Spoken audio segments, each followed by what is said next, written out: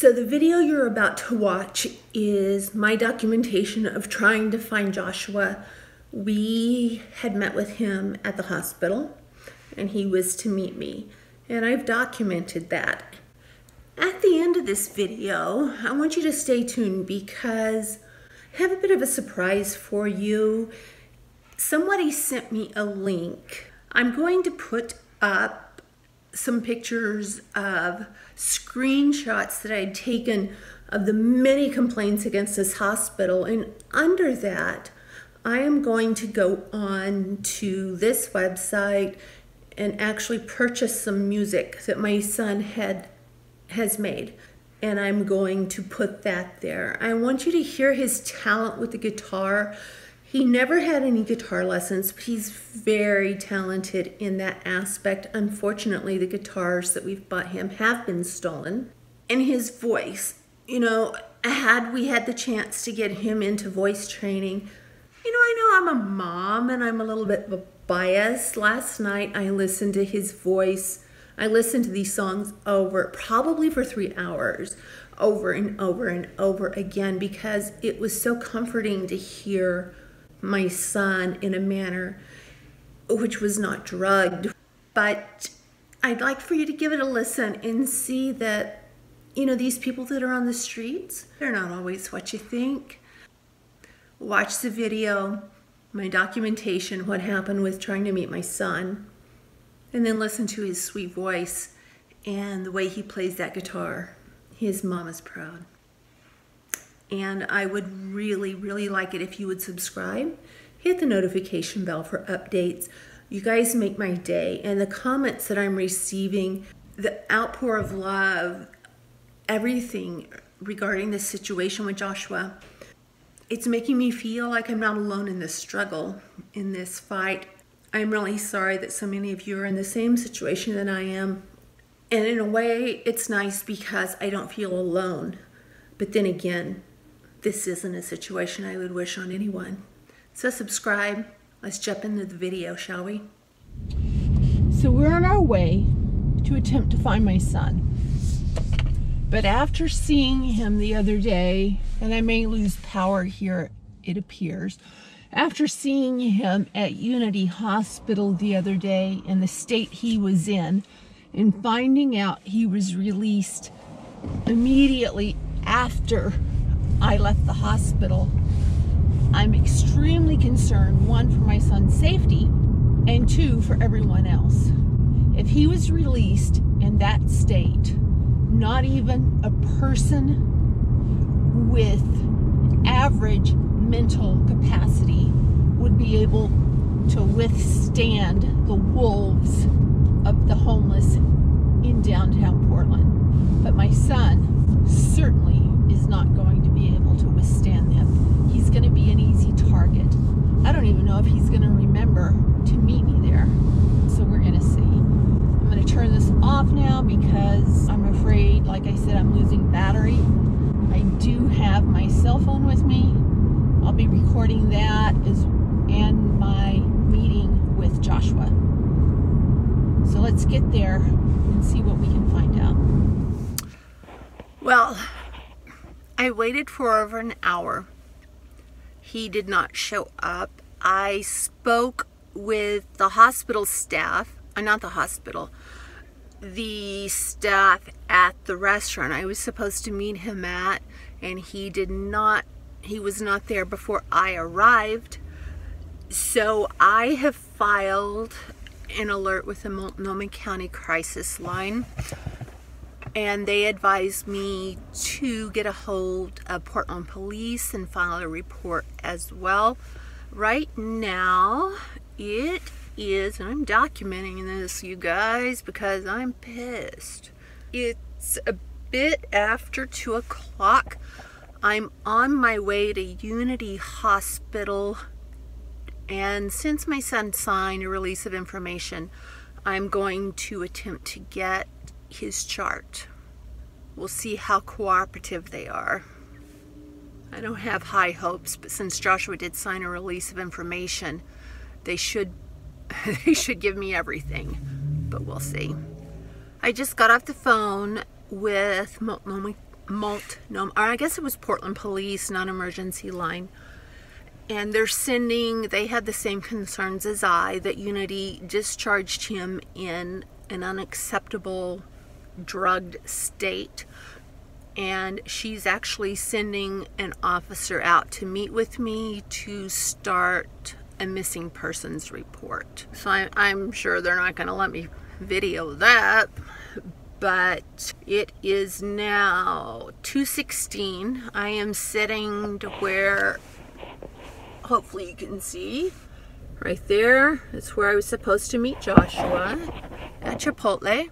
And so I'm sitting facing that so I can see him if he does show up. I'm livid. I'm absolutely livid, especially since I found out they released him in the state that he was when I saw him.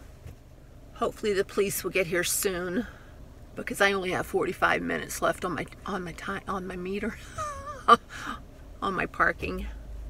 I sincerely hope no one ever has to face this. It's such an unnerving feeling to know that a hospital that is supposed to be looking after people like my son are under investigation by the state, number one, for the same reasons or same concerns that I have, but also that they released him in the state he was in when I last saw him. That's absolutely unacceptable. He could not even speak, and that is not Joshua. Oh my gosh, I'm furious. So now I shall wait, and I will be back as soon as I speak with the police. You know, people don't understand that being a mom it doesn't stop. It doesn't stop when they turn 18. It just doesn't, especially when you have a kid that is not cognitively 18 years old. So I just left, see that or not, Unity Center for Behavioral Health. And while the woman I spoke with at the front desk was extremely polite, very friendly, I found it very odd, I guess you could say, that I could not get my son's chart. You know, I learned the hard way when we went to pick up, when my mother was killed and we went to get her records, that records change. So I'm a little concerned. But she was awesome. She said she's going to slip it under the door of the manager, and hopefully we'll be receiving records soon. I met with an officer. I don't know if I said this yet or not. If I did, I'll just cut it out. She knew my son, which is no surprise. She was very, very sweet, very nice, and gave me, you know, additional information, different resources, places to check.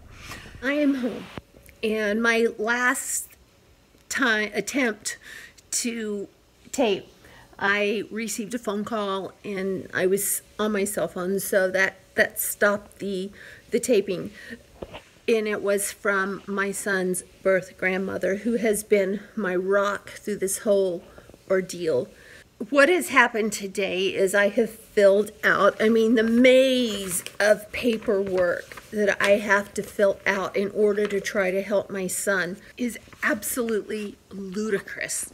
I understand HIPAA laws and why they were put in place, excuse me, but what I don't understand is, okay, I have a homeless son. How can I find him to sign this?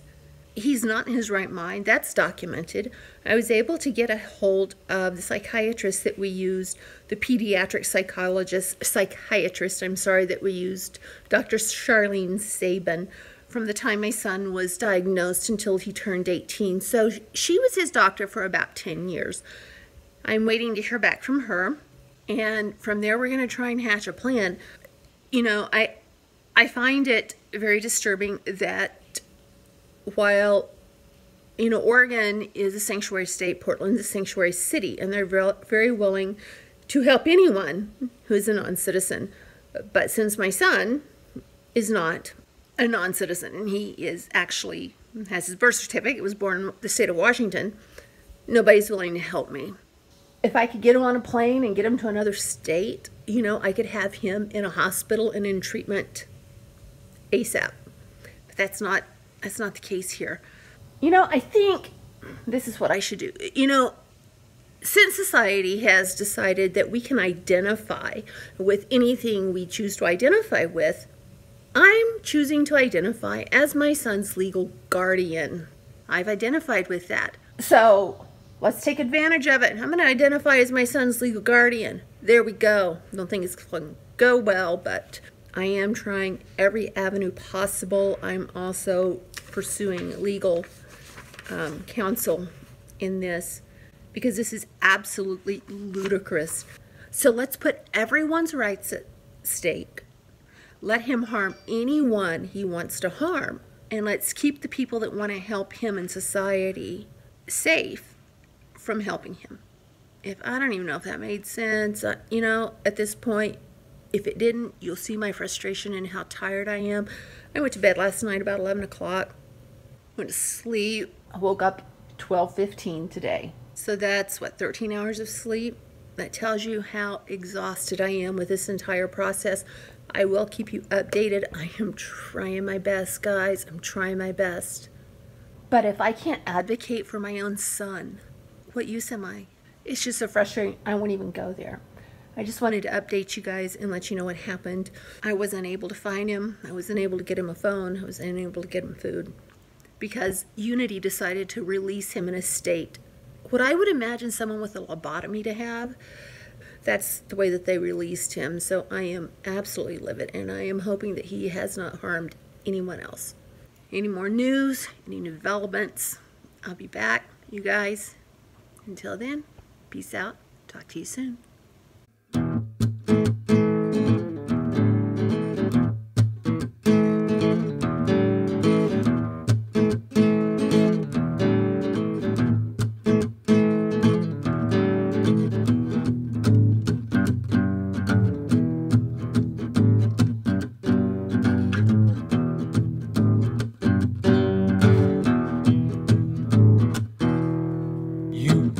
Let me, there's no reason to.